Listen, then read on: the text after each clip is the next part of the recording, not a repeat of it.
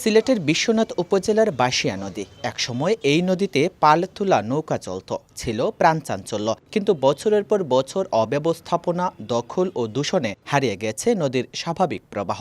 বর্তমানে বর্ষা মৌসুম ছাড়া অধিকাংশ সময়ই পানিশূন্য পড়ে থাকে নদীর বুক। এ যেন দীর্ঘ হাহাকারের প্রতিচ্ছবি।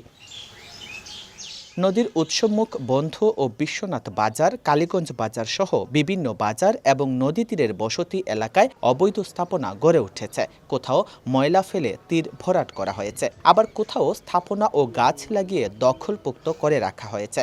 এতে নদীর স্বাভাবিক গতি বাধাগ্রস্ত হচ্ছে এবং একই সঙ্গে বাড়ছে পরিবেশগত ঝুঁকি। খুব বড় আছিল, বড় মোটামুটি লঞ্চ ইটা চলতো, এরপরে আছিল পানিতে বাসিয়া উঠতো, এইরকম বড় আছিল এটা। অনেক তো সারা বড় আউট হয়ে গেছে। সবসময় গন্ধ করে, প্রায় সময় তো আমরা মুখো মাস্ক ইউজ করিয়া যাওয়া লাগে। তো আমরাও চাইলাম, প্রশাসনের কাছেও চাইলাম নদীটা আগের মতন আইতো।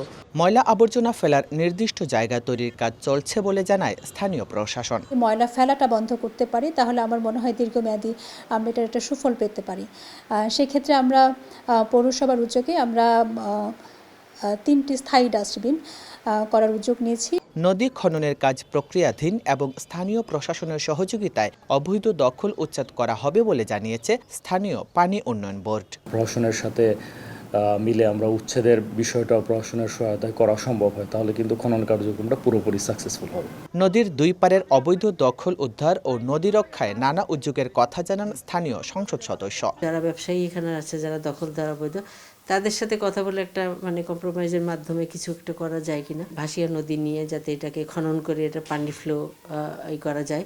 বাঁশিয়া নদীর দৈর্ঘ্য প্রায় 40 কিলোমিটার। এর বিশ্বনাথ অংশে দুরবস্থা শুধু পরিবেশের জন্য নয়, মানুষের জীবনযাত্রার জন্য মারাত্মক হুমকি সৃষ্টি করছে।